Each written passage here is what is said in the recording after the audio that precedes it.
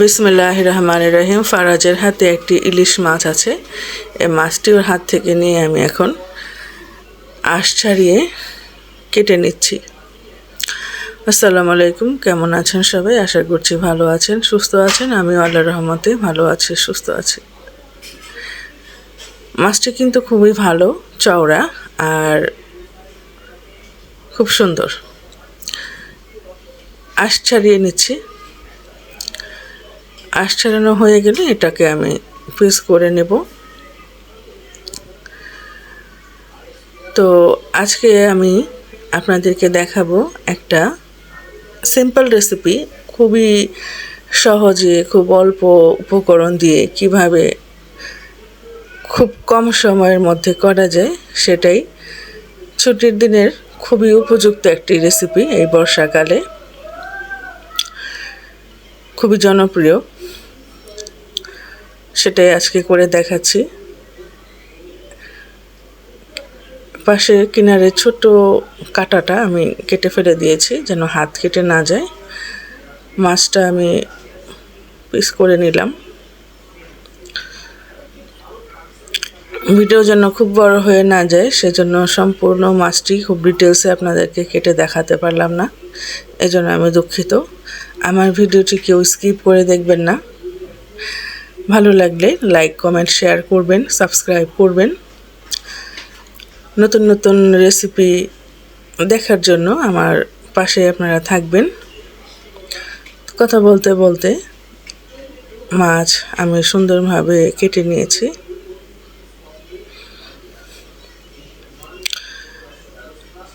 বাজারে আগুন।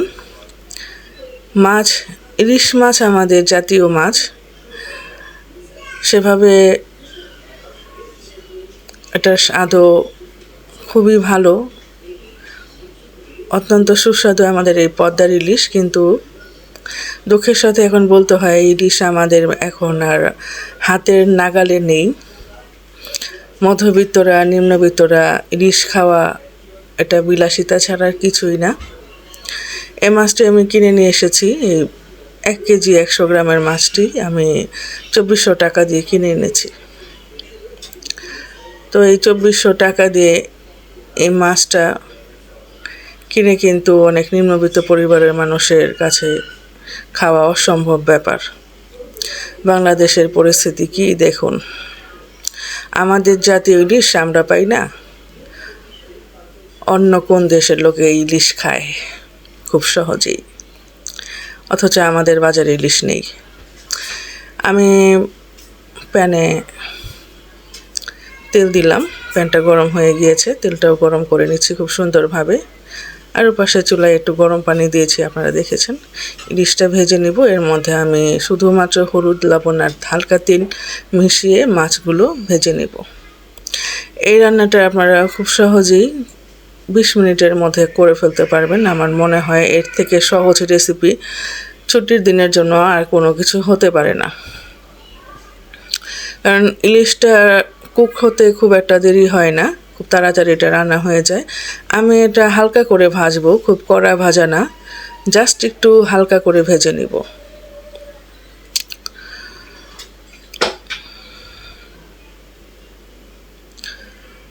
যে কোনো ছুটির দিনে আপনারা হাতে খুব অল্প সময় নিয়েই এই রান্নাটা করে ফেলতে পারবেন।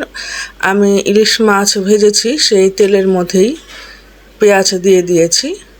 পেঁয়াজটা সুন্দরভাবে ভাজা হয়ে গেলে আমি জাস্ট একটা উপকরণে, এত বেশি কোনো কিছু লাগবে না, এখানে শুধুমাত্র আমি পেঁয়াজের মধ্যে আদা রসুন বাটা দিয়ে আমি এই রান্নাটা কমপ্লিট করব। অন্য কোনো মশলা এর মধ্যে যাবে না। ইলিশ মাছে এত মশলার প্রয়োজন হয় না, তাহলে ইলিশের আর ফ্লেভার থাকে না, ইলিশের ফ্লেভার নষ্ট হয়ে যায়। ইলিশ মাছটা সবসময় আপনারা চেষ্টা করবেন খুবই অল্প উপকরণ দিয়ে রান্না করার জন্য। এত নানান পদের মশলা ইলিশ মাছে যায় না।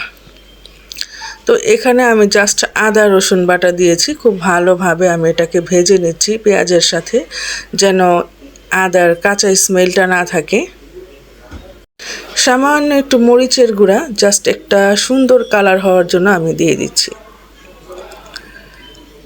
তো যারা ইলিশ পোলাওটা খেতে পছন্দ করেন বা খেতে চাচ্ছেন তারা কিন্তু আমার এই রেসিপিটা ফলো করলে প্রপার যে ইলিশ পোলাওটা হয় সেটা আপনারা রান্না করতে পারবেন, সেই ফ্লেভারটা আপনারা পাবেন। অনেকে ইলিশ পোলাওয়ের মধ্যে নানান ধরনের মশলার ব্যবহার করে না জেনে না বুঝে, সেটা কিন্তু একদম ঠিক না। আমি আমার বাসায় ছোটোবেলা থেকে যে ইলিশ পোলাওটা খেয়ে এসেছি, এটা যেভাবে রান্না হতো আমি ঠিক সেইভাবে আপনাদেরকে দেখিয়ে দিচ্ছি। এর মধ্যে কোনো রকমের আর কোনো মশলা যাবে না, জাস্ট আদা আর রসুন বাটাটাই যাবে। এখন এখানে আমি একটু হালকা দুধ, গুঁড়া দুধ আমি একটু পানি দিয়ে গুলে নিয়েছি, সেটা আমি একটু দিয়ে দিয়েছি। 1 কাপ পরিমাণ দুধ আমি এখানে রেডি করেছি। এর মধ্য থেকে অর্ধেক আমি এখন এই মশলাটাই দিয়ে দিলাম, আর বাকি অর্ধেক আমি পোলাওতে ব্যবহার করব। এখানে কোনো কিশমিশ যাবে না, কোনো জায়ফল যাবে না, কোনো লবঙ্গ যাবে না, কোনো কিছু যাবে না, আলু বখরা যাবে না, জাস্ট আদা রসুন বাটা। এই দিয়ে আপনারা এই ইলিশ পোলাও রেসিপিটা করে ফেলবেন। দেখবেন ইলিশের ফ্লেভারটা কত সুন্দর আসে। প্রপার যে ইলিশ পোলাও সেটার স্বাদ আপনারা নিতে পারবেন। আর সময়ও কিন্তু খুব কম লাগবে। আপনারা ইচ্ছা করলে সারা সপ্তাহ অফিস করে কাজের শেষে ছুটির দিনগুলোতে এই রেসিপিটা আপনারা ট্রাই করতে পারেন খুবই অল্প সময়ের মধ্যে, ঝামেলাহীনভাবে। তো আমি সেই মশলাটা সুন্দরভাবে কষিয়ে নেওয়ার পরে এই মাছগুলো যে দিয়ে দিয়েছি সেটা একটু উল্টে পাল্টে নিচ্ছি, আর একটু ঢেকে রেখে সামান্য এই 3-4 মিনিটের মতো এটা আমি রান্না করে নেব, কারণ ইলিশ মাছটা রান্না হতে বেশি সময় নেয় না। তো এই পাশের চুলায় আমি এটা রেখে রান্নার সুবিধার জন্য আমি ওই পাশের চুলায় একটা পাতিল বসিয়ে দিলাম তেলটা গরম হয়ে গেলে এখানে আমি সামান্য একটু পেঁয়াজ ব্যবহার করব, খুব বেশি না, খুব সামান্য পেঁয়াজ। এটা দেখেন রেডি হয়ে গিয়েছে। আমি এখন একটা প্লেটের মধ্যে এই মাছগুলো উঠিয়ে রাখবো। আর পাশে আমি পেঁয়াজটা একটু নাড়াচাড়া করে নিচ্ছি যেন সুন্দরভাবে ভাজা হয়। প্লেটের মধ্যে আমি এই মাছগুলো তুলে নিচ্ছি। তো পোলাওয়ের জন্য আমি একটু আদা বাটা রসুন বাটা দিয়েছি, তাহলে পোলাওয়ের টেস্টটা খুব ভালো আসে। মনে রাখবেন উপকরণ কিন্তু একটাই, শুধুমাত্র আদা রসুন বাটা। আর এই যে ধুয়ে পরিষ্কার করে রাখা চালটা আমি ভেজে নিচ্ছি। এখন খুব সুন্দরভাবে এই চালগুলোকে আমি ভেজে নেব।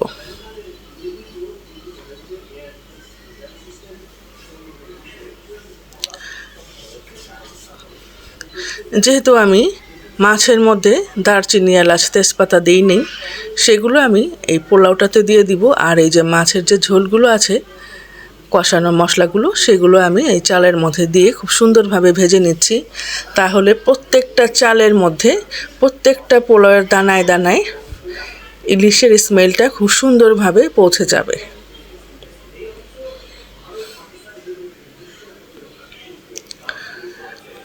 খুব সুন্দরভাবে ভাজা হচ্ছে।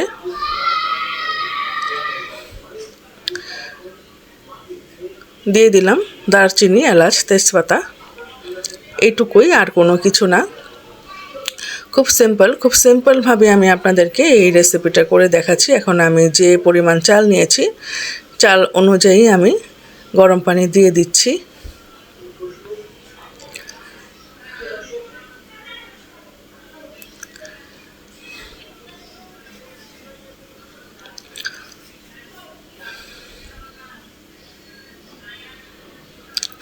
ভালোভাবে পানির মধ্যে চালগুলো মিশিয়ে দিচ্ছি।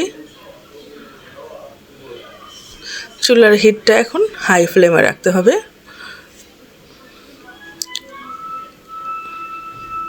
প্যানের মধ্যে লেগে থাকা মশলাগুলো আমি পানি দিয়ে সুন্দরভাবে উঠিয়ে নিয়ে এই পোলাওটার মধ্যে দিয়ে দিচ্ছি।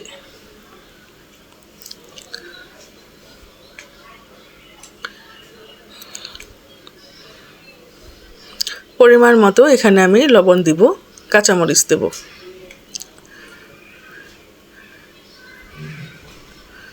দুধগুলো দিয়ে দিচ্ছি।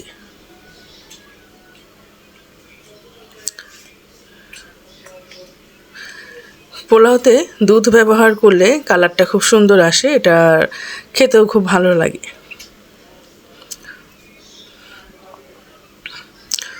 লবণ দিলাম।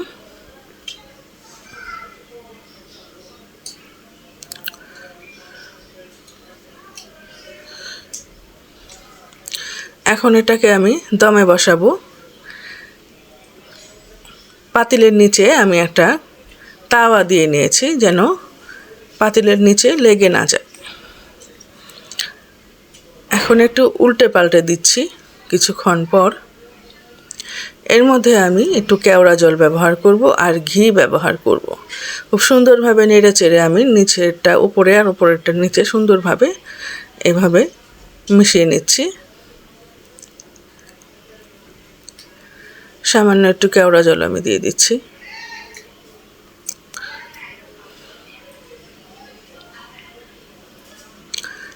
ঘি দিচ্ছি।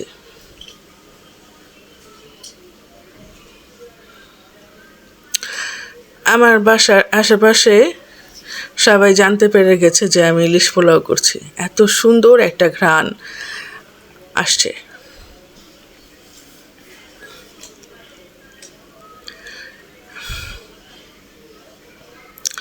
ইলিশের মধ্যে খুব বেশি মশলা কখনো আপনারা ব্যবহার করবেন না, সেটা ইলিশের টেস্টটা নষ্ট করে ফেলে। এখন আমি খুব সুন্দরভাবে পোলাওয়ের ভাজে ভাজে মাছগুলো দিয়ে দিব।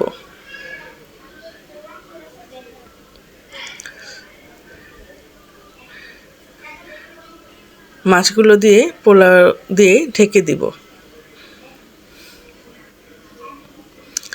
এটা কিন্তু খুব যত্ন সহকারে আপনারা করবেন যারা নতুন আছেন, কখনো এটা ট্রাই করেননি। এটা করতে যেয়ে কিন্তু অনেক সময় মাছগুলো ভেঙে যায়। এটা খুব সুন্দরভাবে সাবধানে যত্ন করে করতে হয়।